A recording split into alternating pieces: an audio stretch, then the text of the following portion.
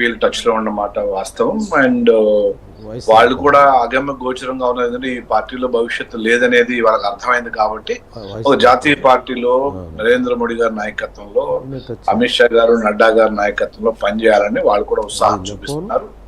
So ఇంకొకటి ఏంటంటే, ఈ ఇందాక సోదరులు మాణిక్య వరప్రసాద్ గారు చెప్పినట్టుగా అక్కడ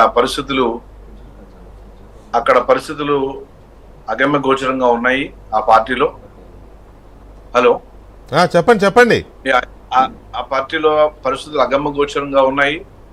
సోదరులు చాలా మన దళిత మేధావిగానే నేను అనుకుంటూ ఉంటాను. మంచి మిత్రుడు నాకు కూడా వరప్రసాద్ గారు. మంచి నడవడిక ప్లస్ ఒక నిబద్ధత ఉన్న వ్యక్తి. ఆయన చాలా ఆవేదనతో అనేక విషయాలు మనం తెలియజేయడం జరిగింది. అవన్నీ వాస్తవంగానే కనబడుతున్నాయి. ఆయన ఏమీ పదవుల కోసం ఆశించే వ్యక్తి కాదని మనకు తెలుస్తుంది.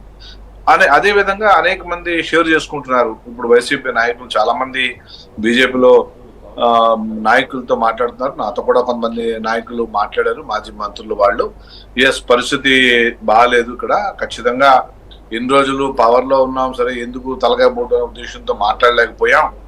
ఇప్పుడు ఇంక సరే అక్కడ పార్టీ, ఎందుకంటే వ్యక్తి ముఖ్యమంత్రి కావాలని పుట్టిన పార్టీ అది. తెలుగుదేశం పార్టీ తెలుగు జాతి గౌరవం, ఆత్మగౌరవం కోసం పుట్టిన పార్టీ ఎన్టీ రామారావు గారు ఆధ్వర్యంలో, నాయకత్వంలో.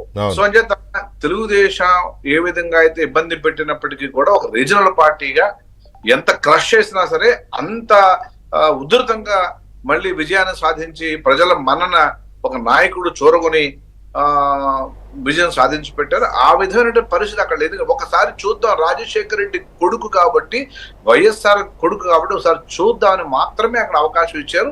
అది ప్రజల యొక్క నమ్మకాన్ని బొమ్మ చేశాడు. అతను ఆయన నాయకుల్నే నిండా ముంచాడు. అనేక మంది పాపం బొత్స సత్యనారాయణ గారు లాంటి నాయకులు కూడా అక్కడ ఉన్నారు. ఇప్పుడు వాళ్ళంతా ఆలోచించాల్సిన అవసరం ఉంది. ఈ పార్టీలో మరి మనుగడ ఉందా ఎంతవరకు అనేది కష్టం. ఒకటి, తెలుగుదేశము రాష్ట్రంలో అధికార పార్టీ, 3 కూటమిగా ఉన్నప్పటికీ తెలుగుదేశం ఆల్రెడీ బస్సు ఫుల్ అయిపోయిన పార్టీ. వేళ్లాడుతున్నారు బస్సులో తెలుగుదేశం పార్టీలో. సో జనసేన బీజేపీకి ఖచ్చితంగా బెర్తలు ఉన్న పార్టీ. ఖచ్చితంగా వస్తే మంచి మంచి నాయకులు, వరప్రసాద్ గారు లాంటి అనేక మంది నాయకులు, కాస్త క్యారెక్టర్, కెపాసిటీ, క్యాలిబర్ ఉన్నటువంటి అనేక మంది నాయకులు ఉన్నారు. అక్కడ కూడా లేరని కాదు. వాళ్ళందరినీ ఇన్ని రోజులు 5 ఏళ్లుగా 9 ఏళ్లుగా తొక్కి పాపం వాళ్ళని ఎదగకుండా మాట్లాడకుండా చేశారు. కాబట్టి వాళ్ళకి ఖచ్చితంగా మంచి నాయకత్వ లక్షణాలు, మంచి నాయకత్వ గుణాలు ఉన్నటువంటి మంచి వ్యక్తులు బీజేపీలో రావచ్చు. అదేవిధంగా కొంత ఎంపీలు కొంతమంది టచ్ లో ఉన్నటువంటి వాస్తవమే. దేశం కోసం పనిచేసేటటువంటి నాయకులు ఎవరైనా సరే భారతీయ జనతా పార్టీకి రావచ్చు. నరేంద్ర మోడీ గారు నాయకత్వాన్ని సమర్థించి దేశం అండ్ ఒకటి రాష్ట్రం ముఖ్యము, అదేవిధంగా దేశం కూడా ముఖ్యమే. కాబట్టి రాష్ట్ర ప్రయోజనాలు, దేశ ప్రయోజనాలు దృష్టిలో పెట్టుకుని భారతీయ జనతా పార్టీ రావచ్చు.